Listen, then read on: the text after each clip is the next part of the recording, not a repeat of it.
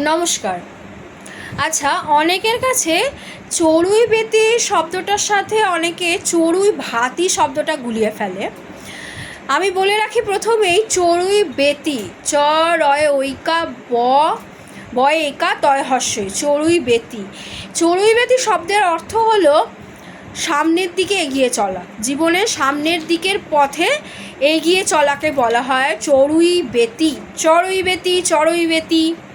আচ্ছা, আর চড়ুই ভাতি হলো চ ডয় শূন্য রয় হস্যই ভয়ে আঁকা তয় হস্যই, চড়ুই ভাতি, যা হলো একটা ছোট্ট পিকনিক, তাই তো? পিকনিক বা বনভোজন আমরা বলতে পারি। বনভোজনের সমার্থক শব্দ হিসেবে আমরা চড়ুই ভাতি শব্দটা ব্যবহার করতে পারি।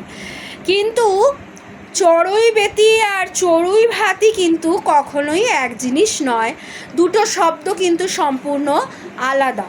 চড়ুই ভাতি হলো বনভোজন বিশেষ বা পিকনিক জাতীয় বা ফিস্ট যাকে বলে, আর চড়ুই বেতি আগেই বললাম সামনের দিকের পথে এগিয়ে যাওয়া।